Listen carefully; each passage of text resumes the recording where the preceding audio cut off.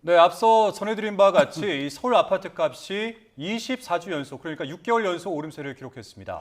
하지만 상승폭은 3주 연속 줄어들고 있는데요. 주택담보대출 문턱을 높인 정부의 대출 조이기가 과연 효과가 있는 것인지 오늘 전문가 모시고 자세히 이야기 나눠봅니다. 건국대 부동산대학원 박합수 경민교수 스튜디오 나와 있습니다. 어서 오십시오. 네, 안녕하십니까? 네, 어서 오십시오, 교수님. 네. 자, 오늘 한국부동산원이 9월 첫째 주 이 주간 아파트 가격 동향을 발표를 했는데 네. 서울 아파트값 기준으로 24주 연속 이 상승세가 이어졌습니다. 그러니까 6개월 연속 이 상승세가 이어진 건데, 자, 그런데 이 상승세가 조금씩 둔화되고 있다. 이런 분석이 나왔어요. 근데 어느 정도예요?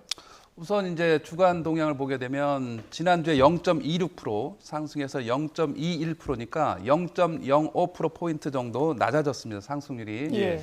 둔화했고 전국 단위로 보게 되면 0.08에서 0.06. 그다음에 수도권은 뭐 0.17에서 0.14. 그러니까 줄었다고요?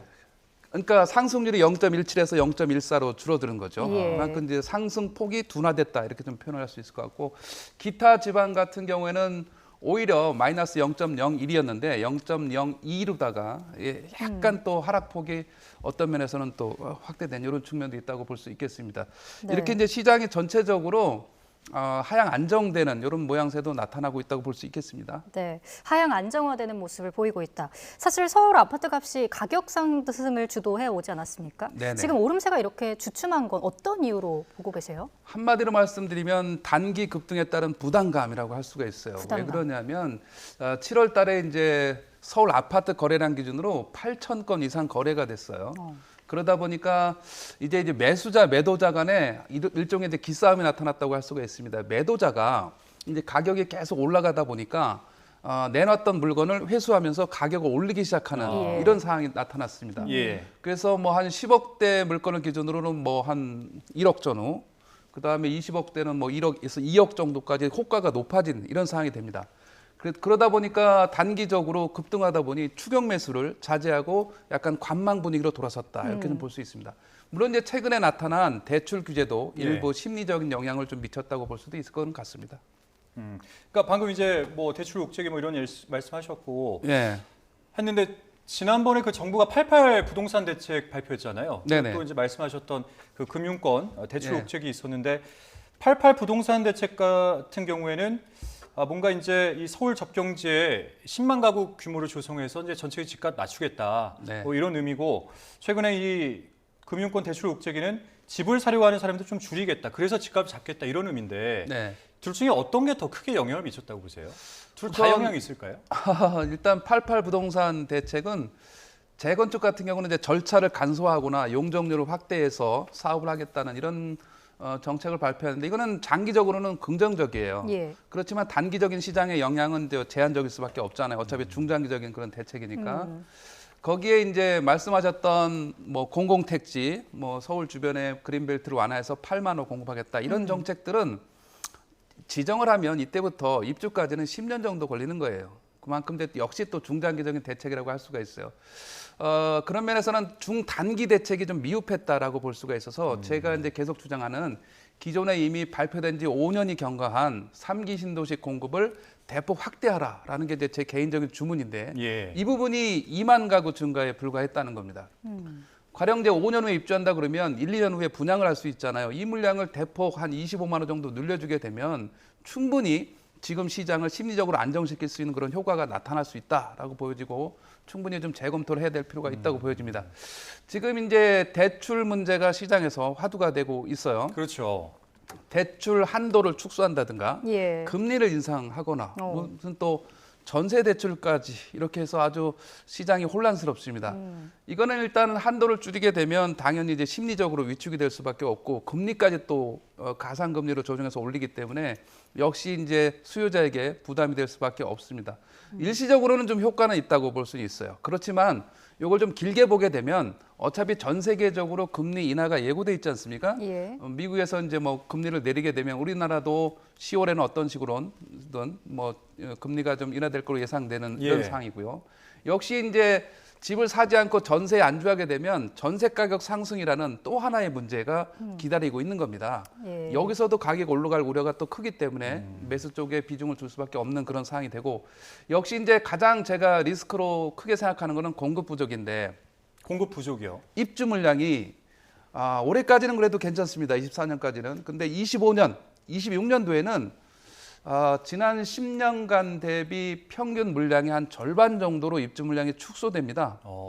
그래서 25, 26년도에는 사실은 좀 심각한 그런 공급 부족의 공백기가 올 수 있는 우려가 있습니다. 그렇기 때문에 실수요자 입장에서는 이런 정황을 이제 다 예고된 상태이기 때문에 매수 쪽에 좀 비중을 두고 움직이는 것이 아닌가 이렇게 좀 생각이 듭니다. 네. 사실 서울 내에서도 강남 지역 이 고가 아파트가 큰 폭으로 올랐고 또 다른 네. 지역들이 키 맞추기를 하는 그 과정을 보였는데 네. 지금 오름폭이 이렇게 주춤하고 있는데 주로 어느 지역의 영향으로 분석을 하고 계십니까? 우선 서울 강남, 우리가 얘기하는 강남 3구, 그다음에 이제 마용성으로 대표되는 예. 마포, 용산, 성동, 네. 이 지역 위주로 이제 가격을 선도하고 있는 추세고, 이거는 현재 진행형이기도 해요. 예. 여기서 이제 그 중간 지역이 있지 않습니까? 뭐 광진이 됐든 뭐 이쪽 양천이 됐든 이런 중간 지역까지 좀 확산하는 추세라고 볼 수가 있고, 상대적으로 이런 외곽 지역이 있습니다. 노원, 도봉, 강북, 노도강, 금관구, 뭐 금천구로 가나 예. 이런 지역 아직까지는 상승세가 그렇게 높진 않은데, 예. 이쪽 지역까지도 이제 서서히 가격 상승이 나타나는 이런 상황이라고 좀 할 수가 있습니다.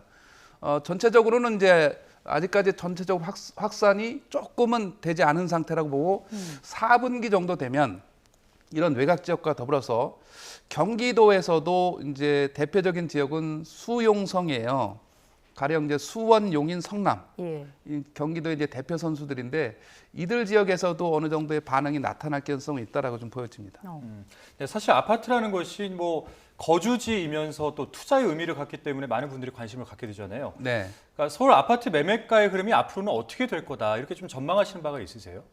우선 저는 이제 작년도에 올해 시장 전망을 전략 후광이라고 전망을 해서 사실상 뭐 거의 적중을 했다고 할 수 있는데 자랑은 아니고요. 네.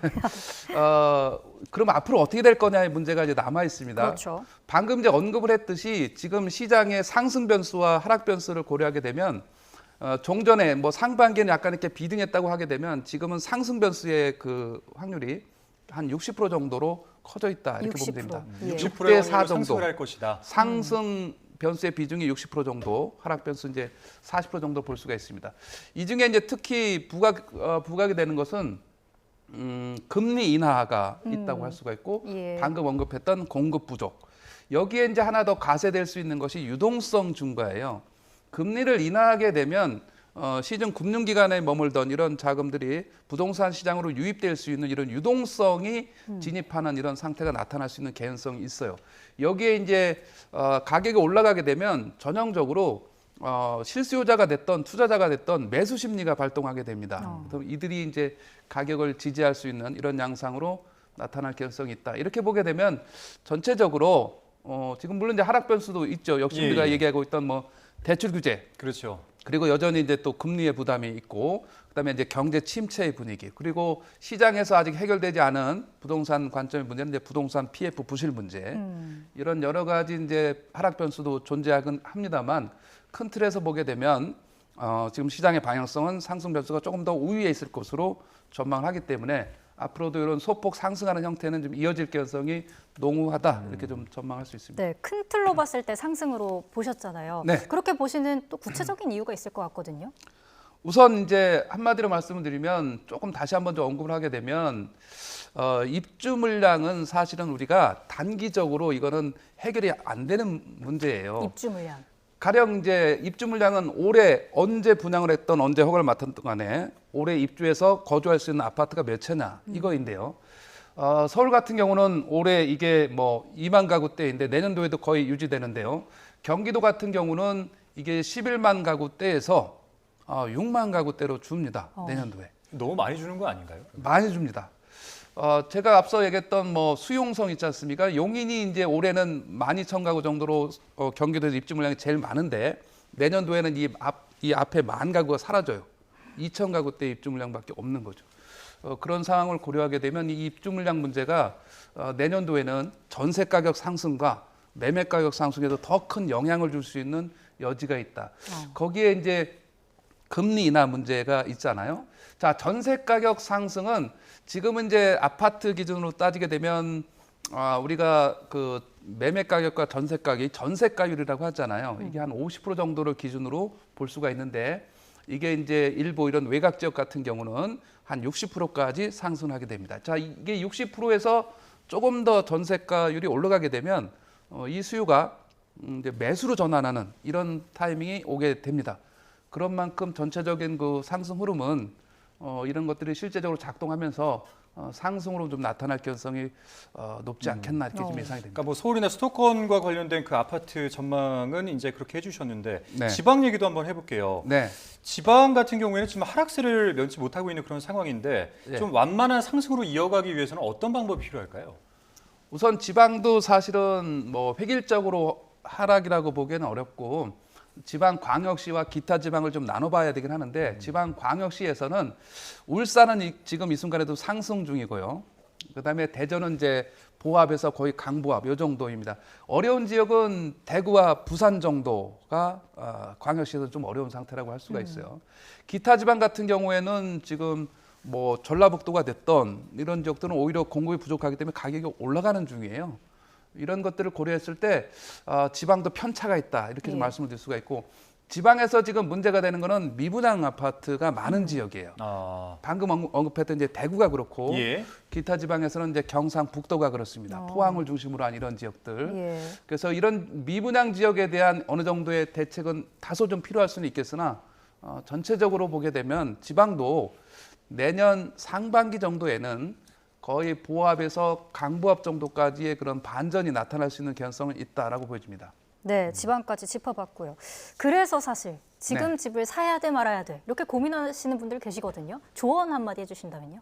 사실은 현실적으로 조언을 하게 되면 저는 1분기에 집을 사라고 했습니다. 예. 네, 다들 이제 안 들은 거죠.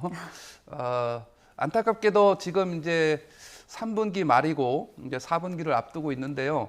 지금 상태에서는 중장기적으로 가격이 올라갈 가능성이 농후하기 때문에 실수요자 위주로는 역시 자기의 관심 지역에서 검토가 필요하다.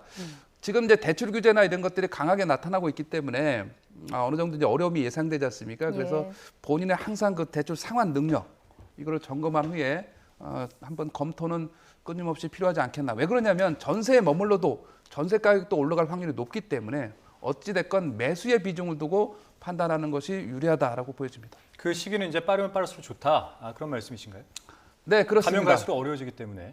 예, 당장은 그렇습니다. 당장은 그렇다. 왜냐하면 이제 앞으로도 금리도 또 인하될 가능성이 많은 그런 또 상황이기 때문에 우선적으로 매수의 비중을 두고 판단하는 것이 적절하다 보여집니다. 네, 박합수 건국대 부동산대학원 겸임 교수와 부동산 전망에 대해서 짚어봤습니다. 오늘 말씀 고맙습니다. 네, 감사합니다.